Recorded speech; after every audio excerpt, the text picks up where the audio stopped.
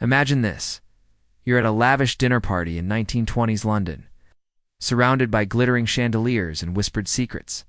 Suddenly, a single black feather floats down from the ceiling, landing in your soup, an ominous sign that betrayal is about to unravel everything you thought you knew. That's the chilling start to our tale, Poirot and the Black Feather Betrayal. Chapter 1. The Invitation to Shadowbrook Manor. Picture it, folks. The year is 1928. The fog rolls thick over the English countryside like a blanket hiding dark secrets. Our story kicks off with the legendary Belgian detective Hercule Poirot. Sitting in his cozy London apartment, polishing his mustache while sipping a tisane, he's just wrapped up a case involving a stolen diamond necklace, feeling that familiar itch for a new puzzle to tickle his little gray cells.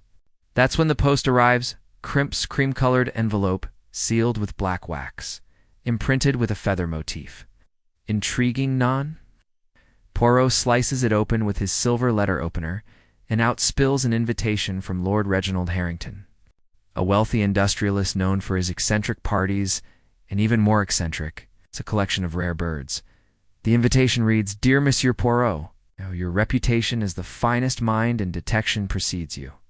I humbly request your presence at Shadowbrook Manor this weekend for a gathering of minds and mysteries. Expect the unexpected, perhaps even a feather or two to ruffle. Yours, Lord Harrington." Poirot's eyes narrow. He's no fool. Why him? Why him? Met Harrington once at a soirée where the Lord boasted about his aviary filled with exotic plumes.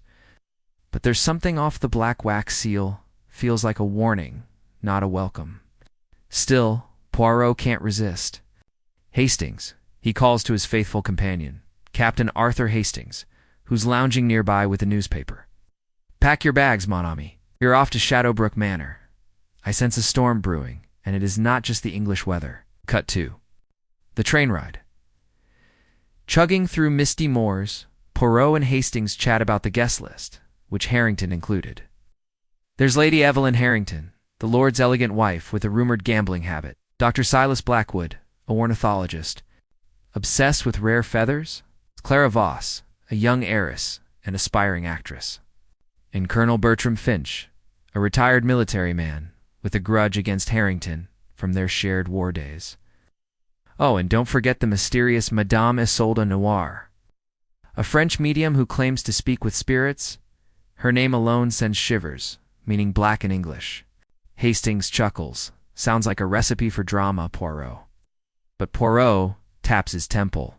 Drama, yes, but perhaps something more sinister. Why gather such a motley crew? They arrive at Shadowbrook Manor as dusk falls, the sprawling estate looming, like a Gothic sentinel with ivy-clinging towers and gargoyles leering from the eaves. A butler named Jenkins greets them at the door, his face pale and expressionless, leading them into a grand hall adorned with taxidermied birds, eagles, peacocks, and yes, black ravens with glossy feathers that seem to watch every move. Lord Harrington emerges, a tall man in his 50s with a booming voice and a feather lapel pin. "Poirot, delighted you could make it. And Captain Hastings, always a pleasure." He shakes hands vigorously, but Poirot notices a tremor, a bead of sweat on his brow despite the chill.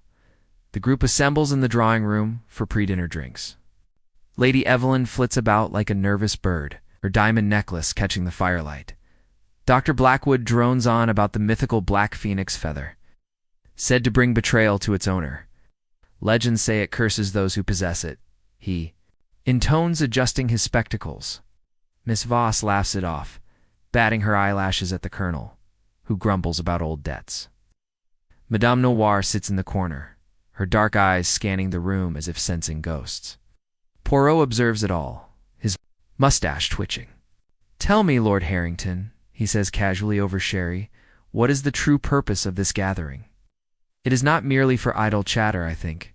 Harrington hesitates, then leans in. "You're perceptive, Poirot. I've received threats anonymous. Letters with black feathers enclosed, warning of betrayal from within my circle. I need your help to unmask the culprit before it's too late." Before Poirot can probe further, a scream pierces the air from the aviary wing. They rush out, finding the glass-domed room in chaos. Cages overturned, birds squawking, and in the center, a single black feather pinned to a note on the floor. The betrayal begins tonight. Panic ensues. Lady Evelyn faints into the colonel's arms. Dr. Blackwood examines the feather, muttering it's from a rare corvid species. Madame Noir whispers of dark omens. Hastings whispers to Poirot, this is getting eerie. But Poirot, ever calm, picks up the note with tweezers. Mon Dieu, the game is afoot. We must question everyone's alibis, motives, secrets. The dinner that follows is tense, served in a candlelit dining hall with portraits of Harrington ancestors staring down. Over roast pheasant ironically feathered Poirot begins his subtle interrogations. To Lady Evelyn, Madame, your necklace is exquisite, but I hear gambling can lead to desperate alliances. Blushes admitting debts but swearing loyalty. To her husband, Dr. Blackwood reveals his research grant depends on Harrington's funding, and a black feather could symbolize his envy if cut off. Miss Voss confesses she's Harrington's illegitimate daughter seeking recognition but denies malice. Colonel Finch admits a wartime betrayal by Harrington that cost him a promotion, his face reddening with old anger. Madame Noir claims visions of a black-hearted traitor, but offers no names. As dessert arrives, poached pears with a suspicious black sauce, another disturbance. The lights flicker, and a window shatters. Outside, in the garden, they find Jenkins. The butler unconscious, a black feather clutched in his hand. Poirot examines him, not dead, merely drugged. Someone wants us isolated. The phone lines are cut, the roads fog, bound, no escape till morning. Back inside, accusations fly. It's the colonel, he's always hated Reginald, cries Lady Evelyn. Or the doctor, obsessed with feathers, retorts Finch. Poirot calls for order. Mise en mise, panic serves the betrayer. Let us retire and think. Tomorrow, the truth will emerge. But as they disperse, Poirot pulls Hastings aside in the hallway, lined with feather-adorned tapestries. Hastings, this is no simple prank. The black feather is a symbol perhaps from a past sin of Harrington's. Notice how each guest has a connection to betrayal, debts, secrets, grudges, and that aviary Y-ravens. In folklore, they omen death and deceit. Hastings nods wide-eyed. What now, Poirot? The detective smiles faintly. We watch, we listen. The night is young, and the traitor will slip. The chapter wraps with Poirot in his guest room, staring at the moon through barred windows. A black feather he'd pocketed, glinting in his palm. Little does he know, the real betrayal is just beginning. Threading into deeper mysteries ahead. Stay tuned for what unfolds next in the shadows of Shadowbrook. Chapter 2. Shadows in the night as the clock strikes midnight at Shadowbrook Manor. The house settles into an uneasy silence, broken only by the distant hoot of an owl and the creak of old floorboards. Hercule Poirot lies awake in his four-poster bed, the black feather from the aviary tucked safely in his pocket watch case. It's replaying the evening's events in his mind, the tense dinner, the drugged butler, the accusations swirling like smoke. The betrayer walks among us, he murmurs to himself, his little gray cells worry. Meanwhile, Captain Hastings paces his adjacent room, unable to shake the chill. He knocks softly on Poirot's door. Can't sleep either, old chap. This place gives me the creeps. Poirot invites him in, and they sit by the flickering candlelight, hashing out theories. Notice, Hastings, how each guest harbors a motive tied to betrayal. Lady Evelyn's debts could make her desperate for her husband's fortune. The colonel's grudge festers like an old wound. Dr. Blackwood's obsession with feathers might mask a deeper envy. Miss Voss seeks inheritance, perhaps impatiently. And Madame Noir, her visions could be a clever ruse. Hastings nods, adding, "Don't forget the butler, Jenkins. Drugged conveniently, maybe he's in on it." Poirot strokes his mustache. Possible, mon ami. But we need evidence, not speculation. Their whisperings are interrupted by a muffled thud from downstairs, like something heavy falling. Poirot springs up with surprising agility for a man of his stature.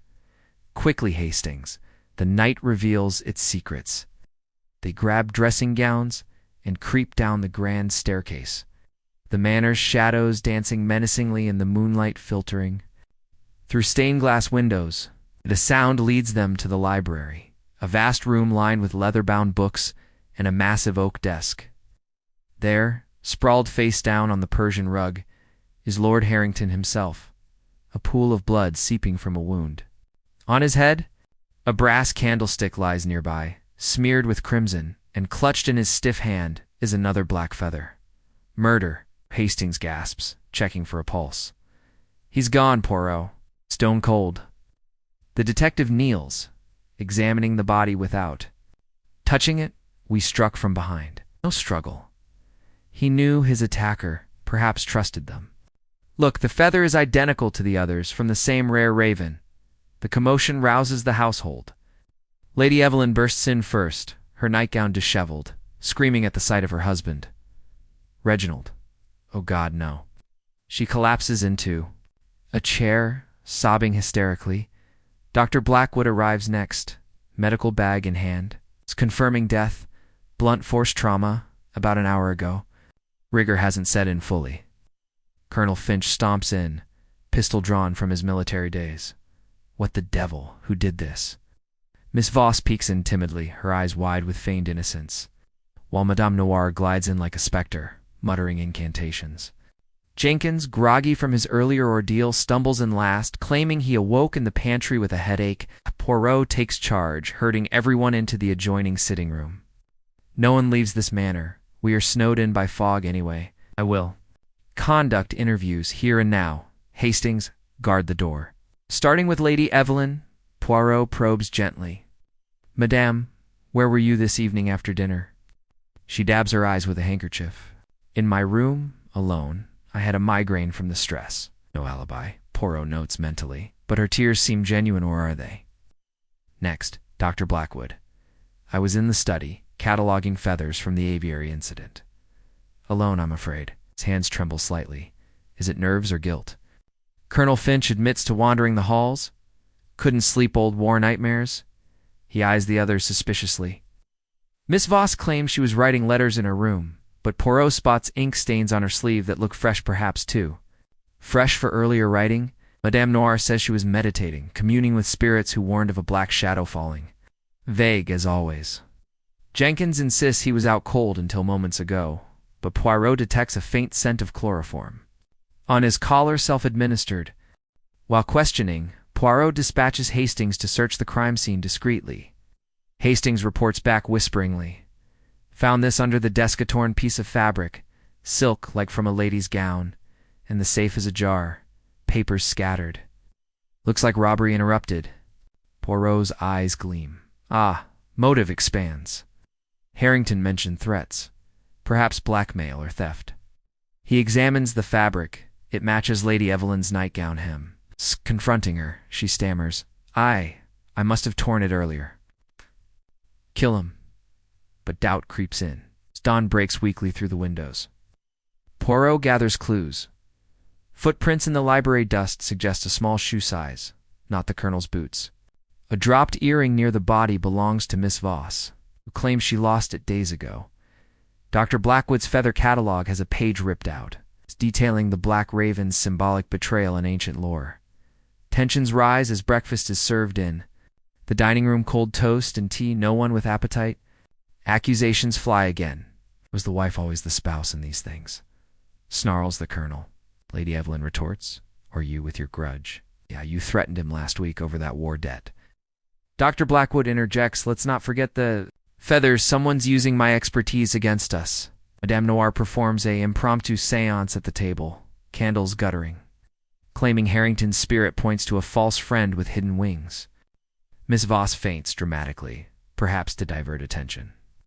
Poirot observes it all, sipping his tisane. Mise Amos. Betrayal is the key. Harrington collected not just birds, but secrets. In his study I found letters, proof of affairs, embezzlement. Illegitimate claims. Reveals a hidden compartment in the desk, unearthed by Hastings, dossiers on each guest. Lady Evelyn's gambling debts paid by her husband, but with conditions. Colonel Finch's war betrayal. Harrington reported him for cowardice. Ruining his career. Dr. Blackwood's funding cut after discovering Harrington's illegal feather smuggling. Miss Voss's birth certificate, confirming her as daughter but with A contested will, Madame Noir's file. She's no medium, but a con artist blackmailed by Harrington. Even Jenkins has a rap sheet for theft. This gathering was no party, Poirot declares. Harrington invited you all to expose your secrets, perhaps to manipulate or forgive, but one of you struck first. The room erupts in denials. Raven caws from the aviary, drawing them back. Inside more chaos. Another note pinned with a feather. One down, more to fall. The black betrayal spreads. Panic mounts. Poirot examines the bird cages. One raven missing, its plumage matching. The feathers. The killer uses the birds as messengers.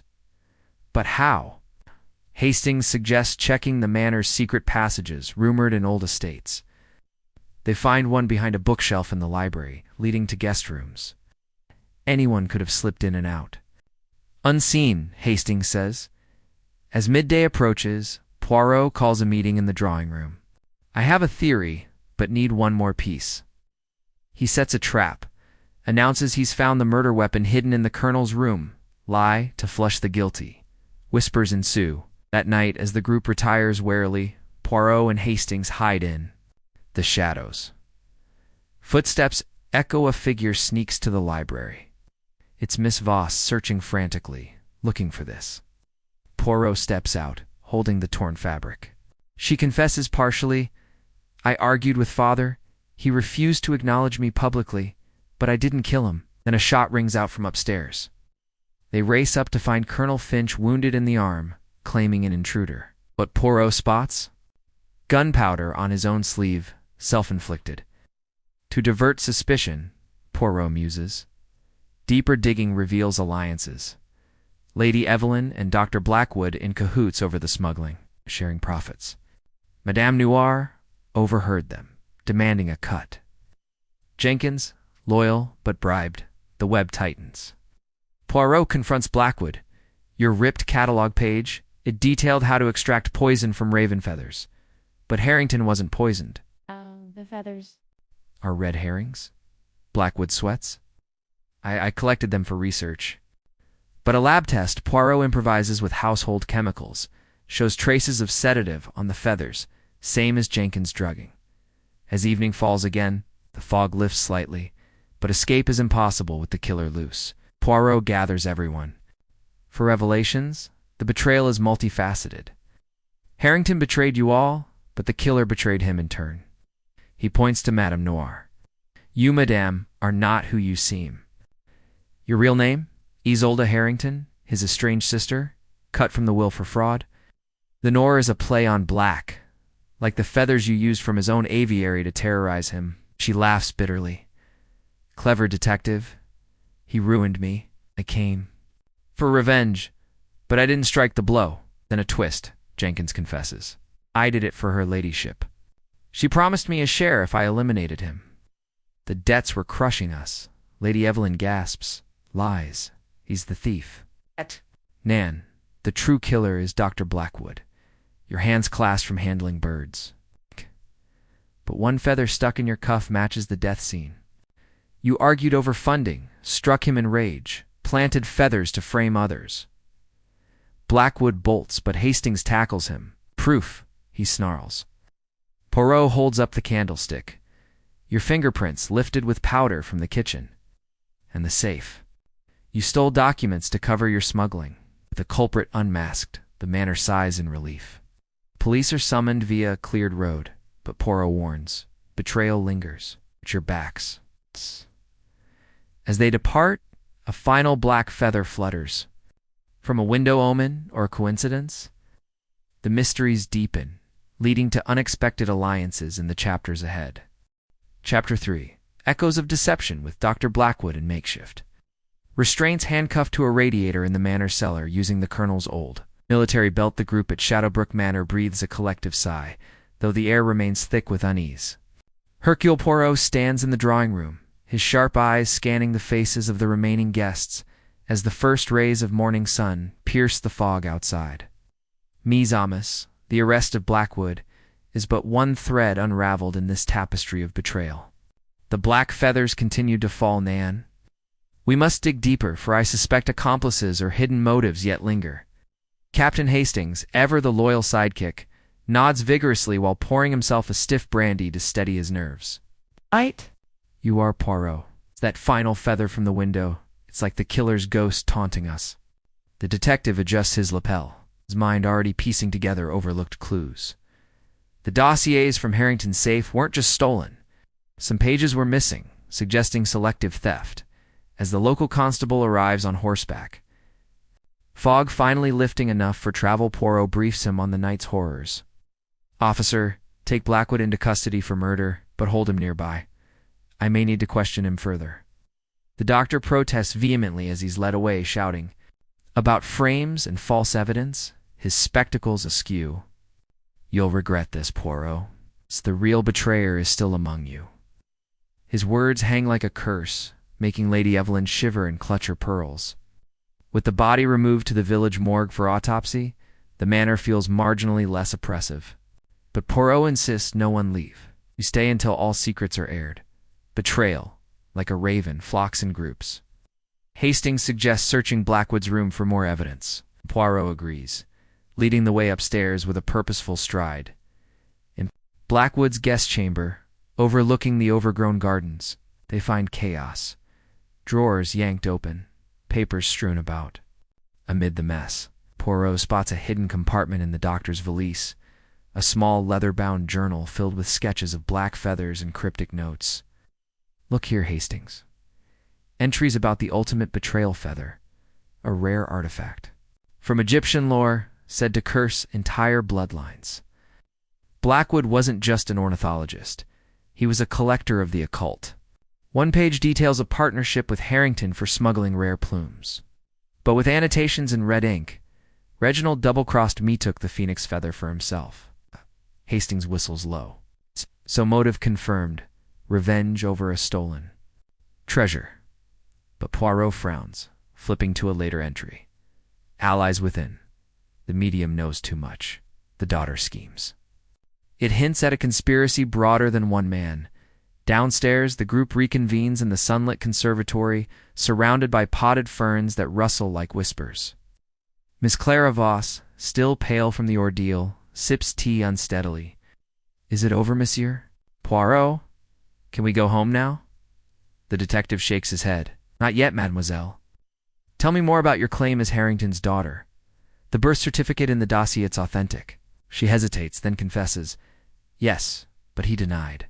Me publicly, to protect his reputation. I came hoping for reconciliation, but found only greed. Colonel Finch, bandaging his self-inflicted wound from the night before, emitted now as a clumsy attempt to play hero grunts. Greed? That's rich coming from you? I saw you sneaking around the aviary yesterday.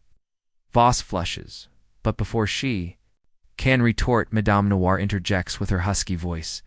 The spirits confirm alliances. Blackwood approached me weeks ago, offering a share if I helped stage the threats.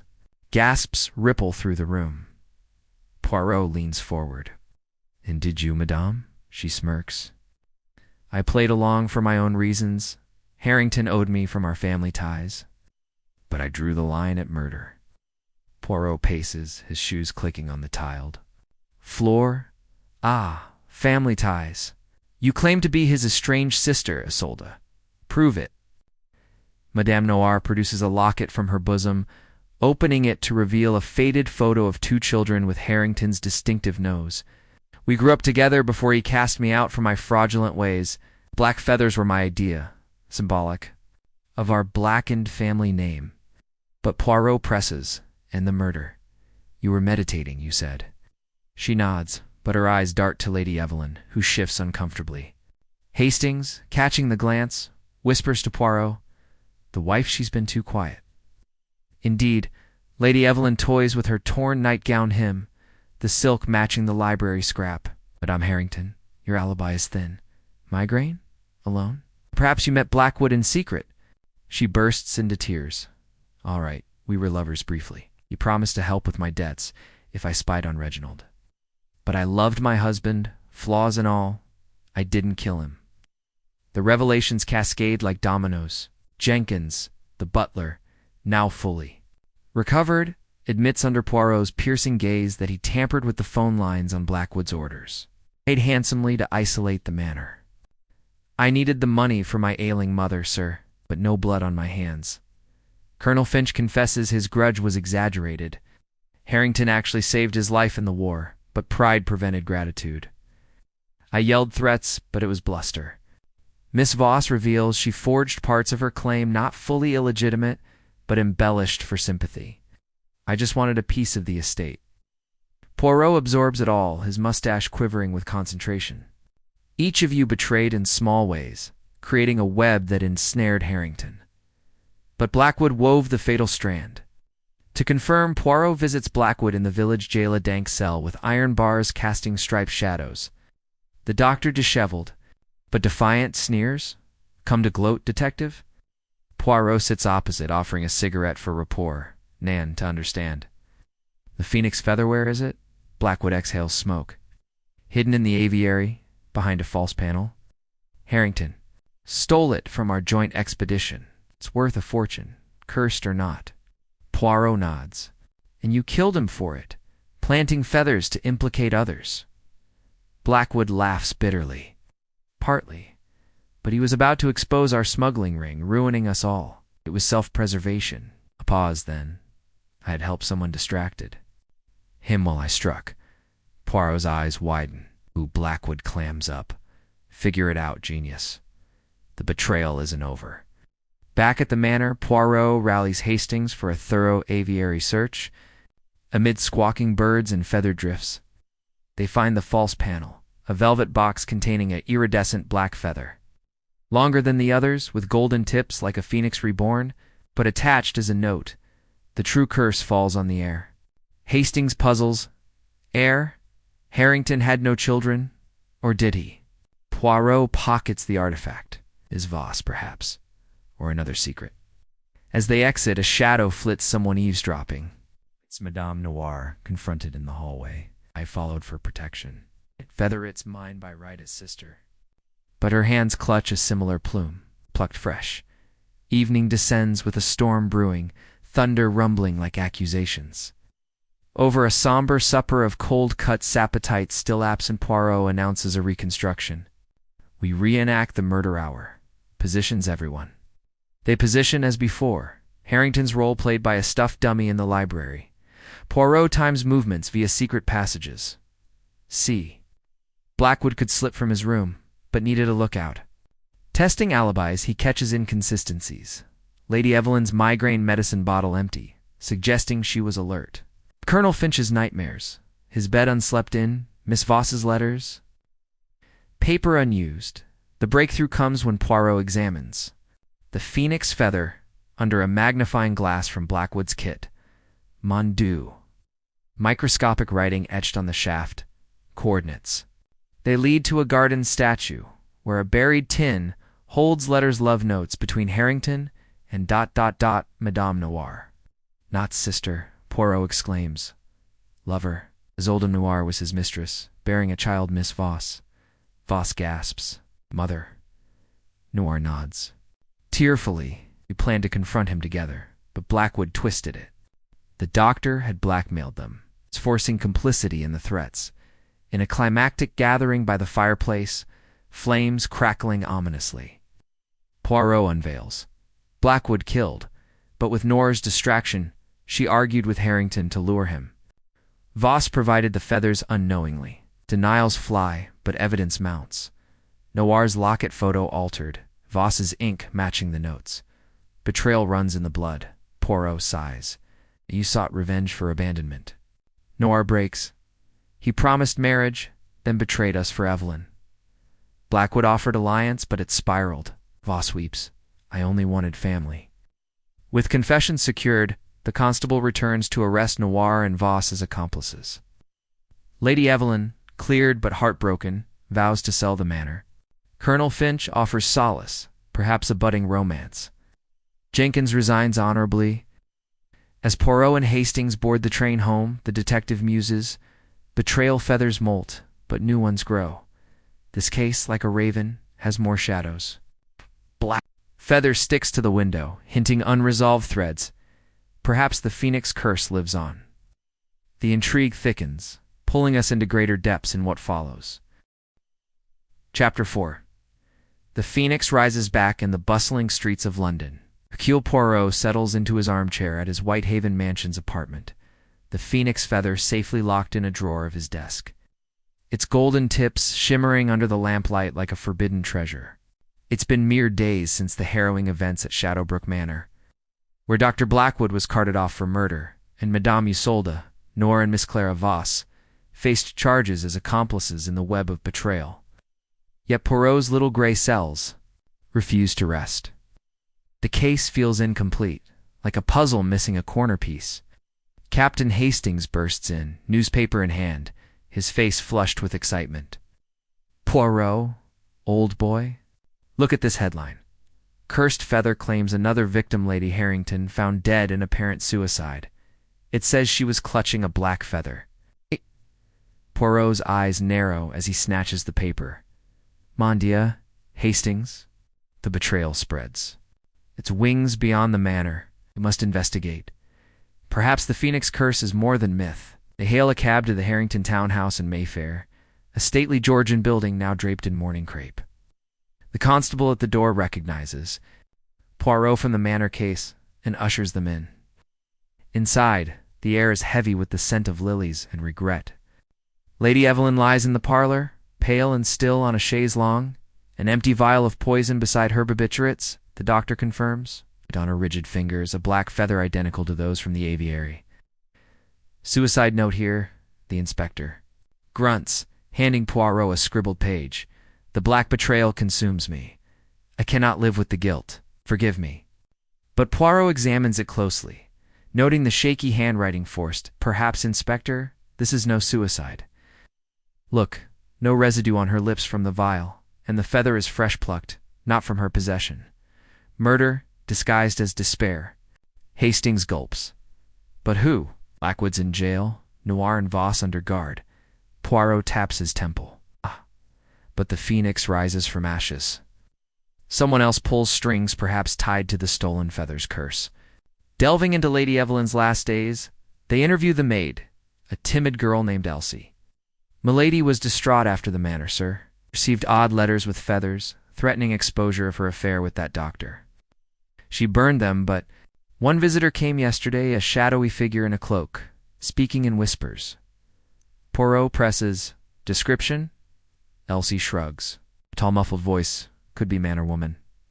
Left quickly. In Evelyn's boudoir, Poirot sifts through drawers. Gambling IOUs totaling thousands. Love letters from Blackwood and a hidden diary. Entries reveal desperation. "Reginald's death frees me, but the feather haunts. Blackwood says the curse will claim all betrayers, must sell the Phoenix to pay debts." Hastings puzzles. "Sell it? But we have it." Poirot smiles faintly. "Non mon ami. The one we found was a decoy. Examine it again later. The real artifact is missing, fueling this chain."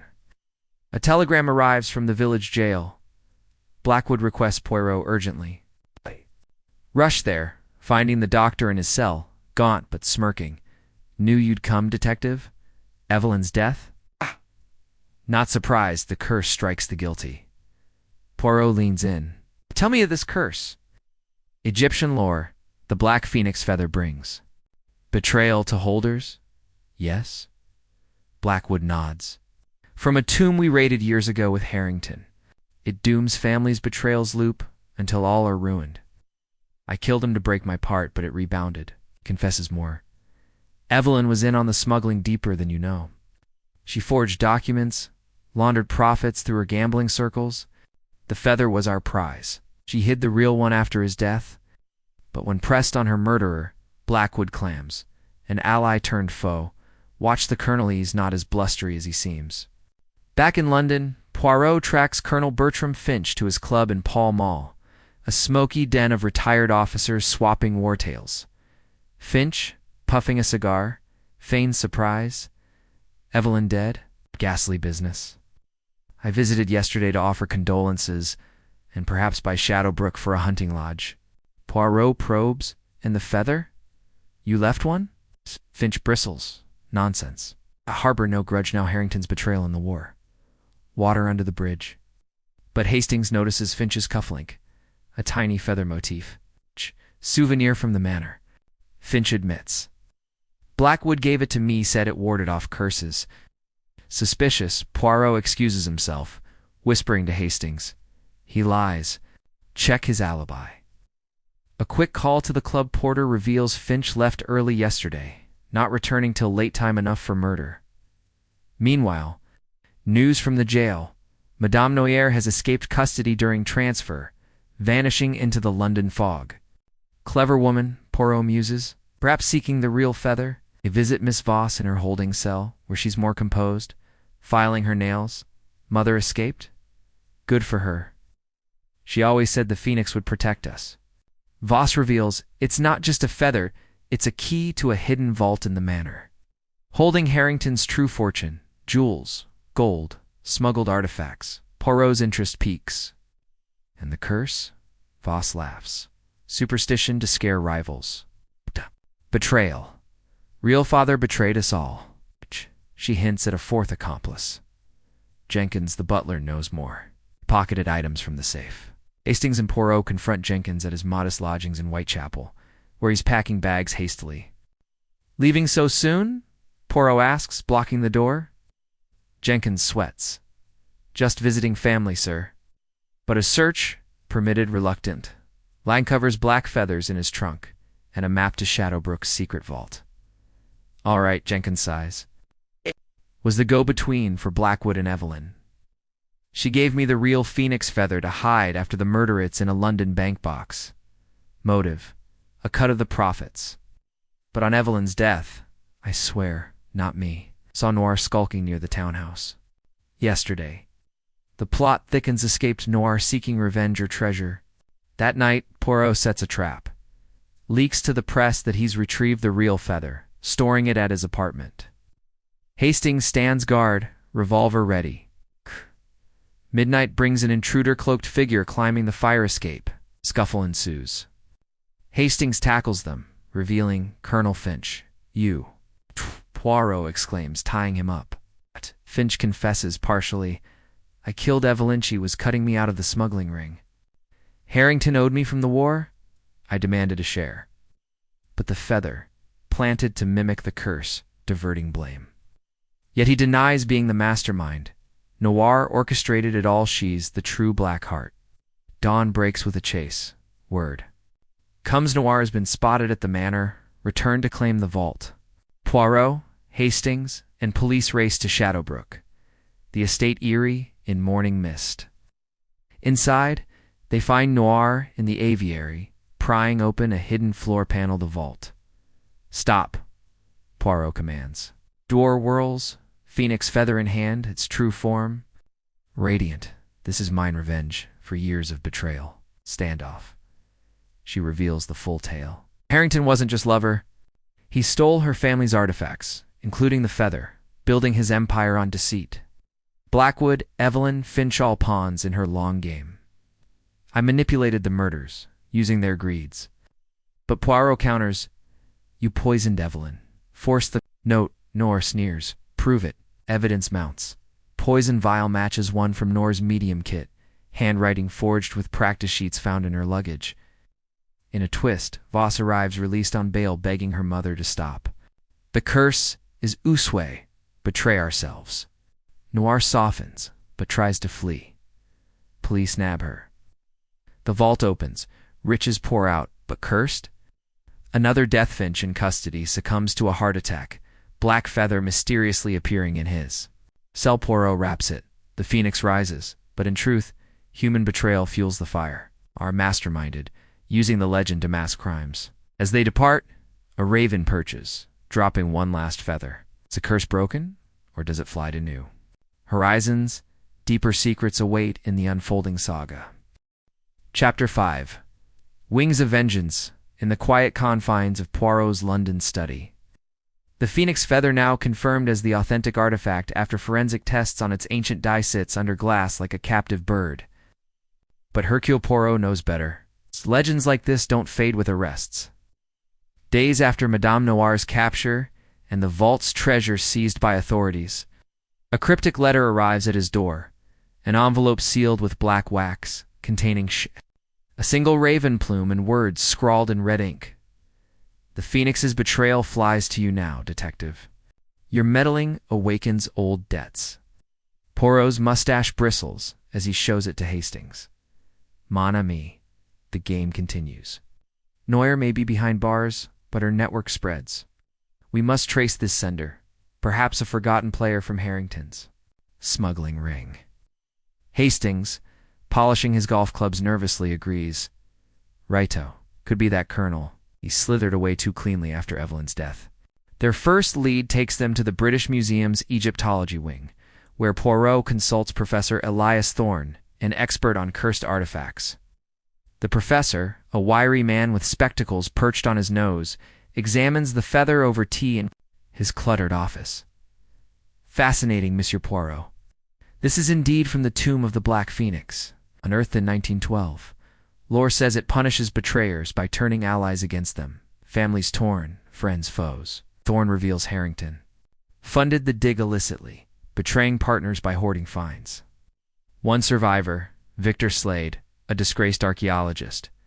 He vanished after accusing Harrington of theft. Rumors say he's in hiding, seeking vengeance. Poirot nods thoughtfully. And feathers as symbols, Thorne shrugs. Slade collected ravens as pet omens of death in Egyptian myth. Armed with this, Poirot and Hastings track Slade to a seedy boarding house in Soho, its facade peeling like old skin. Knocking on his door, they hear shuffling inside. Slade opens at a crack. A gaunt figure in his 60s, eyes wild, a black feather pinned to his lapel like a badge. What do you want? Harrington's dead good riddance. Poirot introduces himself smoothly. We seek truth about the Phoenix. We're betrayed, Nan. Slade invites them in reluctantly, his room a shrine to the dig, faded photos, maps, and a cage with a live raven croaking softly. Harrington stole everything artifacts credit, my life. I sent those feathers to his manor. Warnings before Blackwood struck. But the curse? It's real, acclaimed Evelyn Finch. Hastings interrupts. Finch died of a heart attack. Slade laughs hoarsely, poisoned subtly, like the feather's touch. I know because... I supplied the toxin derived from ancient inks. The confession unravels a new layer. Slade allied with Nourier years ago, bonding over shared betrayal by Harrington. She posed as medium to infiltrate. I provided the feathers from my birds. But after arrests, the curse turned on anonymous threats now target my secrets. Poirot probes. What secrets? Slade hesitates, then reveals a hidden ledger. Records of the smuggling rings, full extent. Naming high society buyers, including a certain Lord Ashford, a parliament member. If exposed, scandals erupt. Someone wants this silence, perhaps Ashford himself. As they speak, the raven squawks wildly. A brick shatters the window, attached note reading, silence or join the betrayed. Hastings ducks shards, ambush. We're targets now, fleeing the boarding house. Poirot and Hastings evade a shadowy pursuer through foggy alleys, losing them in a crowded pub. Back at the apartment, Poirot pores over the ledger photocopies Slade provided before they parted. See Hastings? Ashford bought cursed items including a sister feather to the Phoenix. Motive: cover his tracks. They visit Lord Ashford's Kensington residence, a opulent townhouse guarded by stern footmen.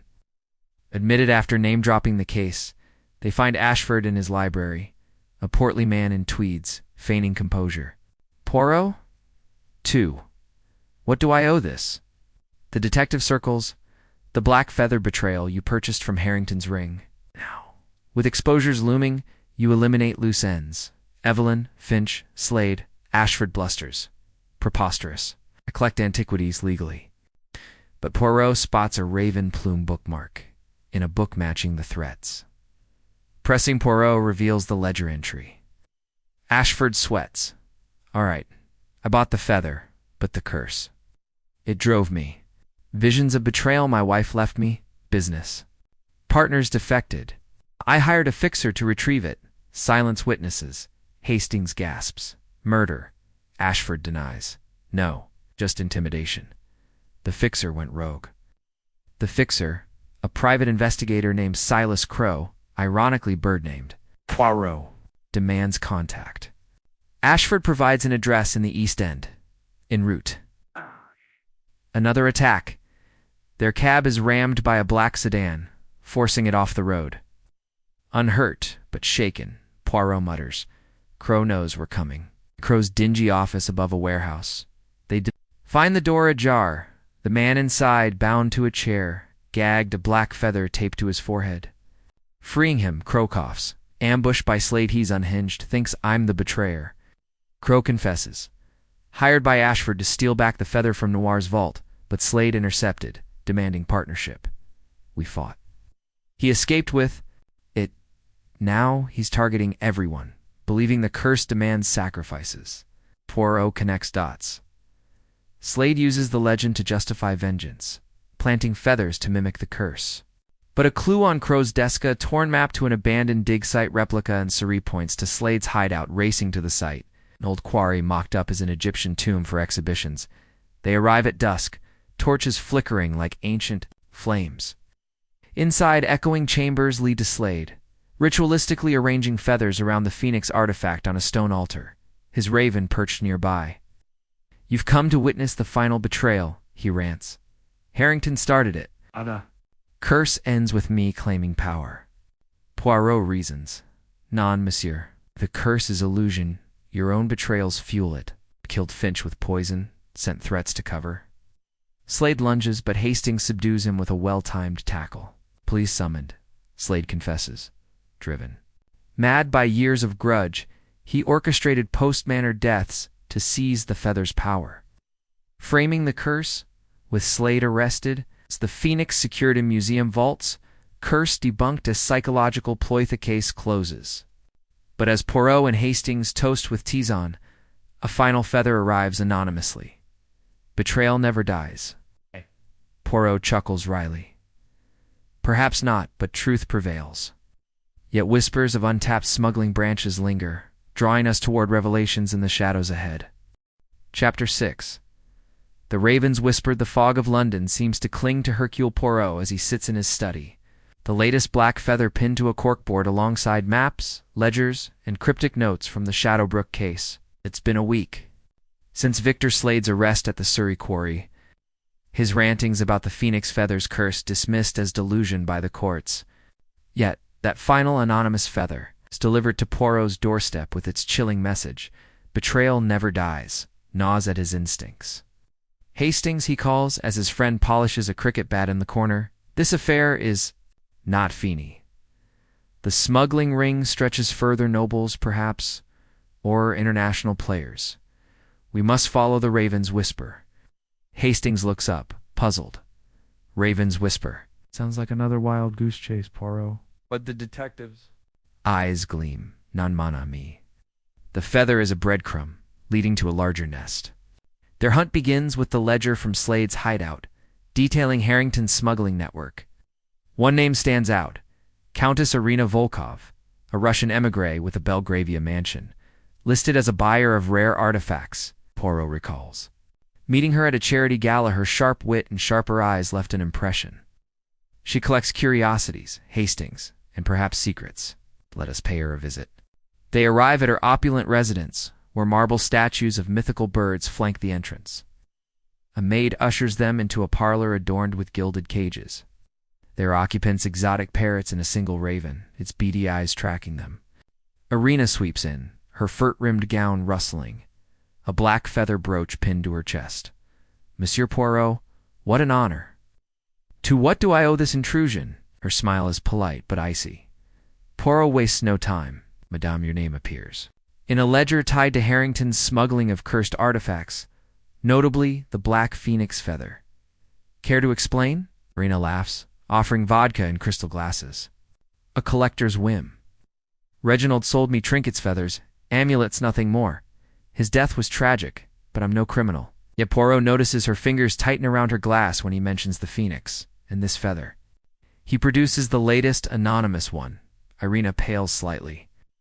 A common raven plume, surely. But the raven in the cage caws sharply, as if contradicting her. Hastings uneasy whispers, "That bird's giving me the creeps." Poirot presses, "You knew of the curse legend, Nan? Did you fund Slade's vengeance to secure the feather?"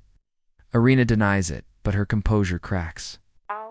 Slade contacted me, raving about betrayal. I refused him, he's mad.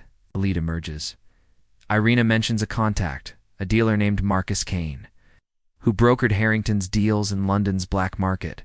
Find him at the docks if you dare.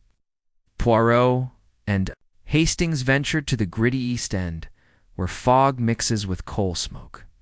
Kane's warehouse is a fortress of crates, smelling of tar and secrets. Kane, a wiry man with a scar across his cheek, greets them warily. "Poirot, heard you're sniffing around the feather business. Dangerous game." Under pressure, he admits handling the phoenix feathers sale to Irina, but claims ignorance of murders. Slade was obsessed, said the feather demanded blood. Last I heard, he passed it to a courier after his arrest. Someone's still out there. Poirot spots. A crate labeled Volkov imports feathers spill from a crack, identical to the threats. You supply Irina's symbols of betrayal, Poirot accuses. Kane shrugs. Business, not murder. Night. Back at the apartment, a phone call from the museum curator interrupts their planning. The phoenix featheret's gone from our vault, replaced with a fake. Poirot's jaw tightens. The raven flies again. Hastings, we return to Irina. They storm her mansion, finding her packing bags, the raven cage empty. Fleeing Countess Poirot demands? Cornered, Irina confesses. I took the feather insurance against the curse. My family betrayed allies in Russia. I feared its wrath, but she swears no violence, pointing to a new figure. Lucien Drake, my bodyguard, is ex-military, loyal to a fault, and took the feather to protect me. Drake, overhearing, bolts through a back door, the raven cawing in pursuit. Chase ensues through Belgravia's misty streets, ending at a derelict chapel where Drake hides. Inside, candlelight reveals him clutching the phoenix feather, muttering about loyalty. Irina saved me after the war. Harrington's smuggling ruined my comrades. I sent feathers to scare off threats, but no killings. Bile in Drake's pockets, same poison as Finch's heart attack. He eliminated Finch to silence his loose tongue, Nan? Drake lunges, but Hastings trips him with a candelabra. Police arrive, summoned by a tipped-off maid. Drake confesses. Finch was about to expose Irina's role in the smuggling profits. I acted alone, but Poirot senses more. Back at Irina's. A search of her study uncovers a hidden safe, documents tying her to an international syndicate. Using the feather as collateral for deals across Europe, the curse, Irina whispers, it's not supernatural, it's greed. Harrington's betrayal birthed this chain, and I continued it. She reveals a final twist. Kane, the dealer, is her half-brother, manipulating events to seize the syndicate's control. He sent the last feather to you, Poirot, to lure you into a trap. Racing to the docks, they find Kane's warehouse rigged with explosives, a trap to erase evidence. Poirot disarms it with steady hands, using a penknife to cut wires as Hastings sweats. Kane, caught fleeing, laughs maniacally. The feather's power is chaos. Betrayal breeds betrayal. His confession unveils the syndicate's scope. Politicians, smugglers, even a rogue Scotland Yard officer. Poirot secures the real feather, returned by Drake, and hands it to the museum with a warning. Lock it forever. As they leave the docks, the raven from Irina's cage perches nearby, dropping a feather clean, no note. Poirot muses. Perhaps. The curse sleeps, or perhaps it waits. The syndicate's tendrils remain, hinting at deeper conspiracies to unravel in the shadows ahead. Chapter 7. The Syndicate's Shadow. Early morning light filters through the curtains of Hercule Poirot's Whitehaven Mansion's apartment, casting long shadows across the desk where the latest black feather lies, its ominous presence a reminder that the Phoenix curse reel, or not still, stirs trouble. Hercule Poirot sips his tisane, his eyes fixed on the ledger photocopies from Marcus Kane's warehouse. which hint at a sprawling international syndicate tied to Harrington's smuggling. Empire. Hastings, he calls, as his friend fumbles with a morning paper. The feather is but a symbol. The true betrayal lies in this network: politicians, dealers, and a rogue officer, all profiting from stolen relics. We must strike at its heart. Hastings folds the paper, his brow furrowed. What, Kane's in custody, Poirot? Irene has confessed. Drake's locked up, who's left pulling strings. Poirot's mustache twitches. Someone higher? Mon ami? A puppeteer who used Kane as a pawn. Their first move is to follow the ledger's mention of a Scotland Yard. Insider, code-named Raven. Poirot visits an old contact, Inspector Japp, at the Yard, in a cluttered office smelling of ink and stale coffee.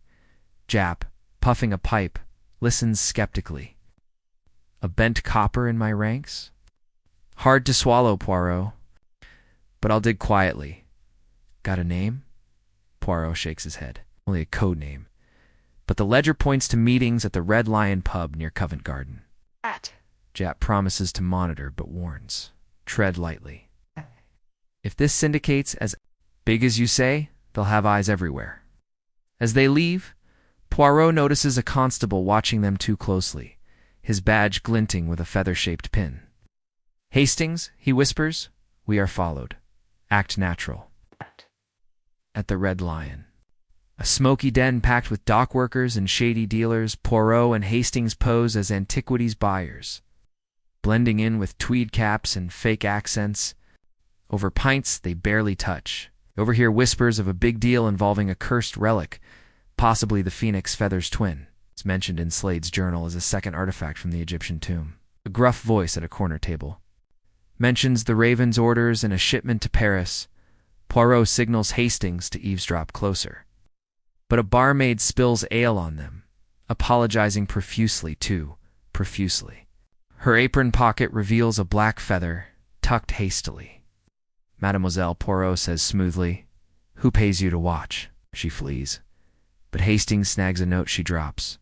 Raven meets buyer at Waterloo Station. Midnight. Light finds. Them at Waterloo, the station's clock ticking ominously as trains hiss steam. Amid the crowd, Poirot spots a tall figure in a black overcoat, face obscured by a fedora, exchanging a package with a Frenchman sporting a feather lapel pin. The buyer, Poirot murmurs, tailing them to a platform. But the exchange goes. A riotous scuffle, and the Frenchman bolts, dropping the package. Hastings retrieves it, a velvet pouch containing a black feather with silver streaks. Eerily similar to the phoenix, but distinct. The Raven vanishes into the crowd. But Poirot catches a glimpse of a familiar face. Constable Willis, the featherpin officer from the Yard. Mon dear Hastings. The Raven is within the law. Fronting Willis at his flat, they find him.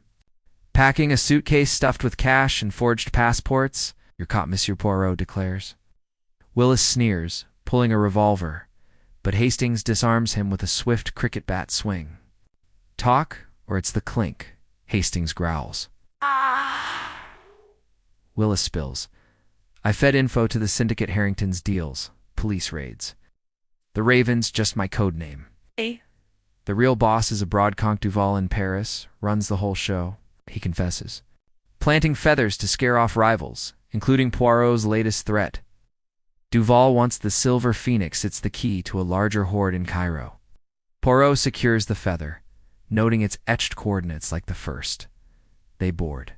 A Channel steamer to Paris, the silver phoenix feather locked in a steel case. In the City of Light, they track Comte Duval to a grand hotel particulier in the Marais. Its courtyard guarded by men with raven tattoos. Posing as art dealers, they gain entry to a masked ball Duval hosts. Guests wear feather motifs, a nod to the syndicate's obsession.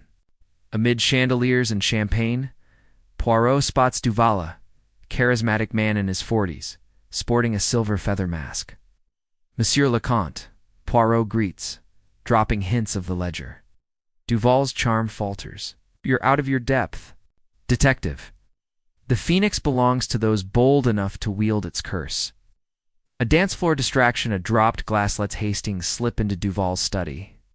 Finding a safe with syndicate contracts, Names from London to Cairo, millions in. Relic trades. But the plan unravels when Duval's guards nab Hastings, recognizing him from London papers. Poirot negotiates his release, offering the silver feather as bait. "Meet me at Notre Dame's crypt midnight," Poirot says. In the crypt's eerie glow, Duval arrives, flanked by thugs. The feather Poirot. The detective tosses a decoy, revealing the real one's coordinates point to a Cairo vault. "You betrayed your own Harrington arena, all pawns," Poirot accuses. Duval laughs. "Business, not betrayal." The Phoenix ensures loyalty or death. A fight erupts. Hastings, freed, knocks out a guard. French police, tipped by Jap's cross-channel call, swarm in, arresting Duval. Back in London, the silver feather joins its twin in the museum, under triple locks. Jap confirms Willis's confession, exposed lesser syndicate members, but Cairo looms large. "The hoard's still out there, Poirot," he warns. As they sip tea, a parcel arrives. Another black feather, no note. Poirot sighs. "The Raven." "Whispers again, Hastings," Cairo calls. The syndicate's roots run deep, setting the stage for a global chase in the chapters to come. Chapter 8. Sands of Secrets. The desert sun beats down on Cairo's bustling streets as Hercule Poirot and Captain Hastings step off the steamer from Alexandria, their hats shielding them from the relentless heat. The silver phoenix feather, now safely locked in a Cairo museum vault alongside its black twin, has drawn them to Egypt, chasing the syndicate's roots hinted at in Comte Duval's Paris contracts. Poirot adjusts his pristine suit, undeterred by the dust swirling around them. Hastings, the Raven's whisper, leads us here, to the heart of the Phoenix legend. The Cairo hoard a treasure trove of smuggled relics awaits, guarded by betrayers. Hastings mops his brow, clutching their travel case. "Blasted heat, Poirot." "And this hoard, how do we even find it?" "All's papers only mentioned a keeper in Cairo." Poirot's eyes gleam. "Precisely, mon ami. The keeper is our key, and I suspect they wear the feather's mark." Their first stop is the Egyptian Museum, where curator Dr. Amira Hassan, a sharp-eyed scholar with a penchant for ancient curses, greets them. Her office is a maze of papyrus scrolls and artifacts, a caged canary chirping in the corner. Poirot presents Duval's contract fragment mentioning the hoard. Amira's face tightens. The Black Phoenix legend is no myth here. It's tomb-rated. In 1912, held relics tied to betrayal Harrington's theft sparked chaos. The hoard's rumored to be hidden in a desert crypt, guarded by a figure called the Keeper of the Flame. She hesitates, then adds, "I received a feather threat. Myself warning me to stay silent. Look." She produces a black raven plume, identical to Poirot's series, pinned to a note the keeper watches. "Betray and burn." Hastings shudders. This curse follows us like a shadow. Poirot examines the feather, noting its fresh sheen. Not a curse, but a warning. The keeper is close. Mira suggests a lead. Omar Khalid, a local antiquities dealer with ties to Harrington's smuggling ring, known to frequent the Khan El-Khalili Bazaar. They plunge into the market's labyrinth. Weaving through stalls of spices and brass lamps, the air thick with haggling voices. Khalid's shop is a dimly lit cave of relics, a raven perched on a shelf, eyeing them warily. Khalid, a wiry man, with a scar across his hand, greets them cautiously. "Monsieur Poirot, your reputation precedes you. What brings you to my humble stall?" Poirot drops the syndicate's name, watching Khalid flinch. "The Phoenix feather, monsieur. You brokered its deals for Harrington. Where is the hoard?" Khalid denies knowledge, but his trembling hands betray him. Rumors, nothing more. The keeper is a ghost nobody knows them. As they speak, the raven caws, and a curtain rustles a hidden listener. Poirot signals Hastings, who yanks it back, revealing a young boy, Khalid's apprentice, clutching a black feather. "Made me send those," the boy blurts, pointing at Khalid under pressure. Khalid confesses, "I supplied feathers for the syndicate's threats. Yes, but only to protect my family. The keeper forced me, blackmailed me with my past smuggling for Harrington." Reveals the keeper's meeting spot, an abandoned dig site near the Giza pyramids marked by a raven carving. They control the horde, but nobody sees their face. Poirot pockets a feather from Khaled's desk, noting its silver-tipped edgy, a hybrid of the Phoenix twins. The keeper plays both sides. Hastings, we go to Giza. The pyramids loom like silent sentinels as Poirot and Hastings approach the dig site, a crumbling excavation littered with broken pottery. A stone slab bears the raven carving, concealing a tunnel entrance. Inside, torchlight reveals a chamber stacked with crates, gold idols, jeweled scarabs, and papyrus. But a figure in a hooded cloak awaits, holding the silver-black phoenix feather like a scepter. "Welcome, Poirot," a muffled voice intones. "You chase betrayal, but it finds you." Hastings draws his revolver, but Poirot stays him. "Reveal yourself, keeper. Your game ends." The figure laughs, tossing a feather at their feet. The syndicate is eternal. Harrington, Duval, all pawns. I am the flame. A trap spring sand pours from ceiling vents, threatening to bury them. Poirot spots a lever, yanking it to seal the vents, but the keeper flees deeper into the crypt. A chase through, twisting. Tunnels ends in a vaulted chamber where the keeper stands before an altar. The horde's centerpiece, a golden phoenix statue, its eyes ruby red. "This is power," the keeper declares, unmasking as Amira Hassan. Hastings gasps. "The curator." Poirot nods grimly. You curated more than artifacts, madame. You orchestrated the syndicate's Cairo arm, using the curse to control." Amira smirks. "Harrington betrayed me, stole my family's claim to this hoard. I rebuilt it, feather by feather, eliminating rivals. Evidence mounts." Amira's office had syndicate ledgers disguised as research notes, her canary's cage lined with feather scraps matching the threats. "You sent the note to yourself," Poirot accuses, "to deflect suspicion." Amira admits. "Clever detective?" "I used Khalid, Duval, even Slade, to tie loose ends. The Phoenix demanded loyalty or death." She lunges with a dagger, but Hastings tackles her, the feather falling. Local police, tipped by a bizarre informant, storm in, arresting Amira. The hoard is catalogued for return to Egypt's archives. But one crate is missing, a final relic smuggled out. Back at their Cairo hotel, Poirot examines the hybrid feather, its coordinates etched faintly, a London address. The syndicate's last thread. Hastings. Someone in England awaits this prize. As they board a steamer home, a raven circles overhead, dropping a feather into the Nile. The curse lingers, Poirot muses, or perhaps it is merely greed's echo. The trail leads back to familiar ground, promising a climactic unraveling in the chapters ahead. Chapter 9. The final featherback, in the familiar confines of Hercule Poirot's Whitehaven Mansion's apartment. The London fog presses against the windows like a conspirator's breath. The hybrid phoenix feather from Cairo, with its faint coordinates, pointing to a nondescript address in Bloomsbury, lies under a magnifying glass, its silver-black sheen a silent challenge. Captain Hastings paces, his nerves frayed after their desert ordeal.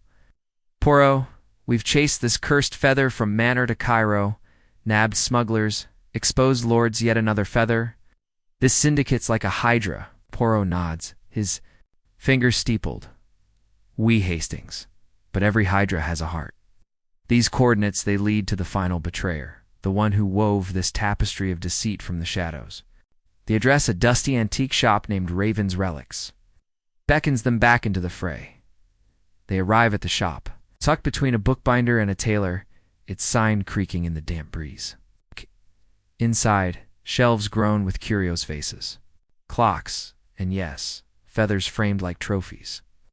The shopkeeper, a stooped woman named Mrs. Agnes Gray, greets them with watery eyes. "Monsieur Poirot, I've read of your exploits. Looking for something particular?" Poirot produces the hybrid feather. "This, madame, it led us here. You are connected to the Phoenix Syndicate non." Agnes pales, her hands trembling as she adjusts a shawl adorned with a raven brooch. "I'm just a dealer in oddities. That feather, I've seen its kind, but only in passing." Her denial is too quick, and Poirot spots a ledger behind the counter, its pages marked with feather sketches. Hastings distracts Agnes with questions about a clock while Poirot examines the ledger. It reveals transactions. Rare feathers sold. 2, Harrington, Irina, and a mysterious Mr. Raven in London. The same code name as our rogue constable, Poirot murmurs to Hastings. Madame Gray, who is this Raven? Her face crumples. My brother Edmund Gray. He ran the syndicate's London arm, using my shop as a front. He's dead heart attack last year. Poirot notes the dates. Edmund died after Harrington's murder. Convenient death, perhaps? Her Agnes breaks. Edmund wasn't dead. He faked it to escape the law. He's the true Raven, pulling strings from hiding. The phoenix feather was his obsession. He believed it granted power over betrayal. She reveals his hideout. A derelict. Warehouse in Shoreditch, where he hoards the syndicate's last relics. As they leave, a black feather slips from Agnes's shawl, unnoticed by her, but not by Poirot. She's complicit, Hastings, he whispers. The Raven's nest is close. At the Shoreditch warehouse, a crumbling brick building by the Thames, they find a locked steel door. Hastings picks it with a hairpin, a trick learned from Poirot. Inside, crates of artifacts glow under flickering bulbs, scarabs, amulets, and a golden phoenix statuette. Between 2 Cairos, a figure emerges, Edmund Gray, alive, gaunt, clutching the hybrid feather. Poirot, he rasps, you've chased. My shadow too long? His eyes burn with zeal. Ah! The phoenix is mine, its curse controls loyalty, destroys traitors. Pois, counters non, monsieur, the curse is greed, dressed in feathers. You orchestrated Harrington's ring, used. Nor, Blackwood, Amiral, pawns. Gray laughs, and you're next. A trap springs, armed thugs surround them, syndicate remnants. Gray reveals his plan. Sell the phoenix to a foreign buyer, reviving the empire. Harrington betrayed me, kept the feather's power. Feathers to scare his allies, then eliminated them. Hastings, indignant, shouts, You killed Evelyn Finch. Gray nods, and others, via poison in their feathers. Poirot spots a vial on a crate, same toxin as Finch's death. Are the final Raven, Poirot accuses. Gray lunges, but Hastings knocks him down with a crate lid. The thugs charge, but Inspector Japsman, tipped by Poirot's earlier call, storm in. A firefight ensues. Poirot ducks, clutching the feather. Gray escapes through a hidden exit, but Poirot slips a tracking feather into his coda, trick feather dusted with invisible ink. Police trace him to a Thames dock, where he's caught boarding a boat, the phoenix statuette in his bag. Gray's confession spills, he masterminded. The syndicate from London, using Agnes to launder profits, the curse a psychological weapon to control allies. The feather's power was belief, he admits. Defeated, at Scotland Yard, Jap locks away the relics. Agnes, arrested, confesses her role as lookout, unaware of murders. The phoenix feathers are destroyed, their curse debunked as myth. Poirot muses, betrayal needs no curse, human hearts suffice. As they leave, a raven perches on a lamppost, featherless. The last one, Hastings? Poirot smiles. Perhaps, but a final envelope awaits at home, no feather, just a note. The phoenix sleeps, but never dies. The syndicate's shadow fades, but its echo lingers, hinting at one last twist. Chapter 10. The ashes of truth, the London fog has cleared, leaving a crisp autumn morning as Hercule Poirot sits in his Whitehaven mansion's apartment. The final note, the phoenix sleeps, but never dies, folded neatly on his desk. Feathers, both black and silver, are destroyed, their ashes sealed in a museum vault. And Edmund Gray, the last Raven, languishes in a Scotland Yard cell alongside his sister Agnes. Yet, Poirot's little gray cells hum with unease. The note suggests a lingering spark in the syndicate's ashes. Captain Hastings, sipping tea across from him, senses the tension. Poirot, we've nabbed the lot Blackwood, Noir, Voss, Duval, Amira, Gray. Surely the curse, or whatever it was, is done? Poirot adjusts his tie, his eyes sharp. Nan Hastings. The phoenix is a myth of rebirth. That it is not a taunt, but a promise. One final betrayer hides, perhaps closer than we think. Their pursuit begins with the note's handwriting, which Poirot sends for analysis. The results point to a rare ink used by legal clerks, hinting at a connection to the courts or government. A traitor within the system, Poirot muses, recalling the syndicate's reach into high places. He revisits Inspector Japp at Scotland Yard, who's buried in paperwork from the case. Blimey, Poirot, you're still at it? We've got enough arrests to fill a novel? Poirot produces the note. This inspector suggests a mastermind above Gras, silent partner who evaded our net. Japp frowns, cross-referencing syndicate. Files. One name emerges, Sir Henry Whitmore, a retired judge with ties to Lord Ashford, mentioned in Irina's ledgers as a silent investor. Whitmore's clean as a whistle. Japp protests, but Poirot insists to clean perhaps. We visit. Him Whitmore's estate in Hampstead is a fortress of ivy-covered stone, its windows glinting like watchful eyes. The judge, a silver-haired man with a commanding presence, welcomes them in a study lined with law books and a single framed raven feather. Monsieur Poirot, a pleasure.